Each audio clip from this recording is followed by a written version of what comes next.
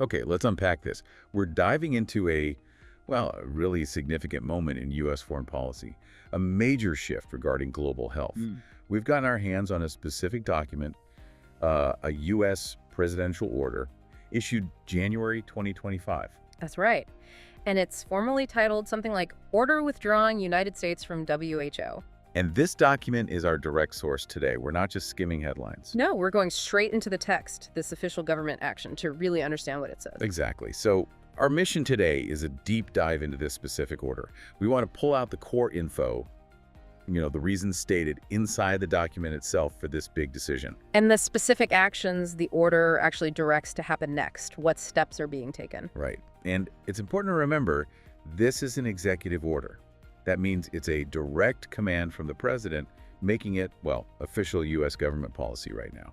What's really interesting, I think, about this order is how clearly it connects the stated reasons why they're doing this with the very practical, immediate steps the government is supposed to take. It lays it all out. It does. So let's jump right into the heart of it then.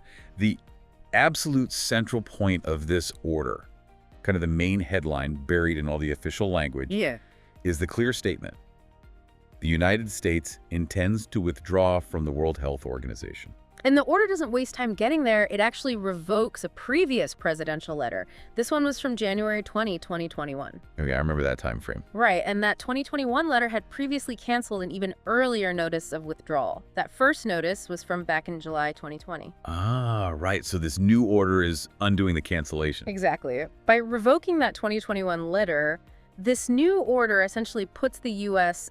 back on that path towards withdrawal, the one signaled years ago. It's like a reversal of a previous reversal. Okay, that makes sense.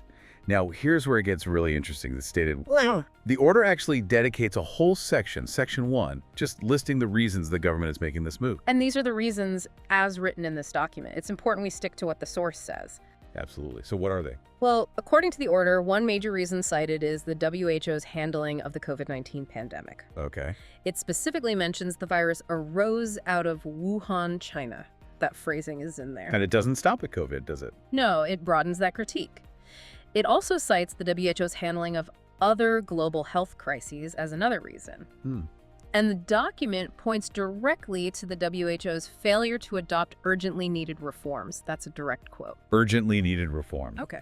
Plus, it brings up a lack of independence. It states the WHO hasn't been able to show independence from inappropriate political influence of WHO member states. And does it name names? It specifically calls out China's influence in that context, yes. Okay. So performance critiques, political influence, anything else driving this, according to the order? Yes. There's also a financial complaint highlighted. The order states the WHO demands unfairly onerous payments from the U.S. Unfairly onerous. Strong words. And it says these payments are far out of proportion compared to what other countries pay. Does it give an example? It does. The order provides a specific comparison right in the text. It notes that China, despite having a population 300% larger than the United States, 3 times the population. Right, contributes nearly 90% less financially to the WHO than the U.S. does. That comparison is laid out right there in the document as part of the justification. Wow, okay. So that comparison is explicitly made in the order. Explicitly. So those are the core reasons listed in the order for the intended withdrawal. But what about the actions? What are the immediate practical steps the government is directed to take because of this order? It sounds like it gets pretty specific. It really does. The order mandates several concrete actions. For instance, Section 2 DI orders measures to pause the future transfer of any United States government funds, support, or resources to the WHO. Pause future transfers. So basically, the money tap is being turned off for future stuff, according to this document. That's what the order directs, yeah, for future activity. And it's not just about the money, right?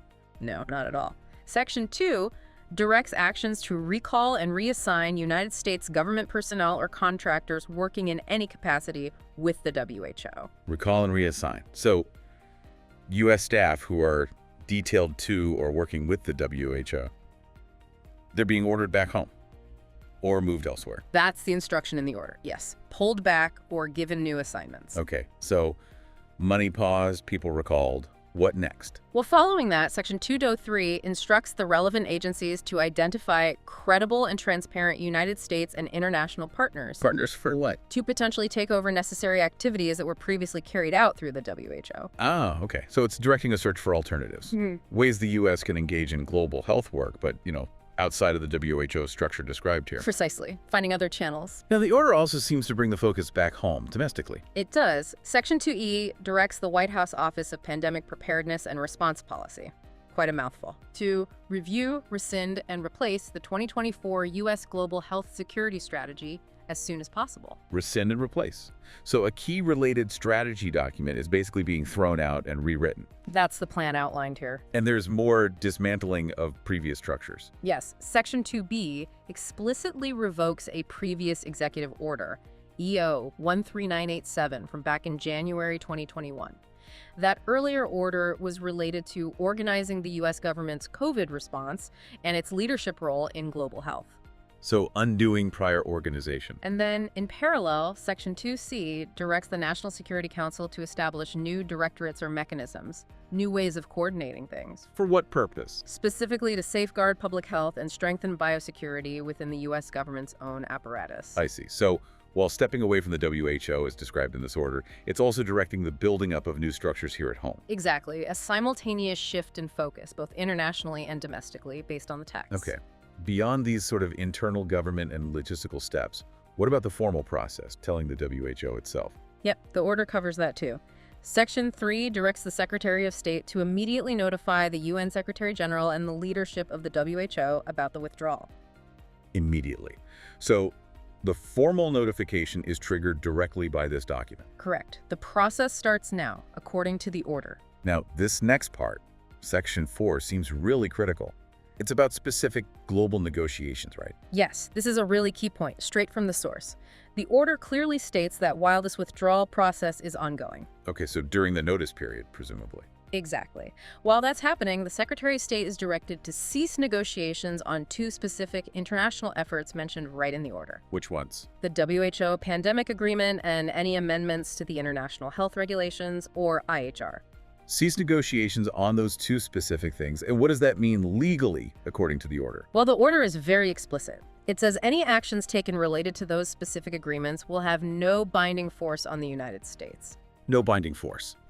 So based purely on what this document says, the U.S. is hitting pause on its involvement in these particular global health treaty discussions. Yeah. At least for now. That's the clear directive given here. Stop negotiating those specific items. Got it. Okay, and then there's usually some standard legal stuff at the end of these things. Right. Section 5 has some general provisions. It clarifies the order doesn't mess with existing agency authorities or the functions of the OMB, the budget office.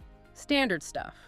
And anything important in that boilerplate? Well, two things probably worth noting for listeners. First, it mentions implementation is consistent with applicable law and, crucially, subject to the availability of appropriations. Ah, the money question again. So Congress still needs to fund these actions for them to fully happen. That caveat is definitely in there. It's dependent on funding being available. And the second thing? Just the standard legal language you often see. The order itself does not create any right or benefit enforceable at law or in equity by any party. It's an internal directive for the government. It doesn't automatically give, say, individuals or outside groups specific legal claims they can take to court based just on this order. Okay, standard legal protection for the government's internal directives. Pretty much. Okay, so we've really peeled back the layers on what this specific presidential order actually says. We've gone through it section by section. What does breaking down the document like this, straight from the source itself, mean for you, the listener? Well, for one thing, it gives you the specific stated justifications the U.S. government is using for this action. Not speculation, but the reasons as written in the document.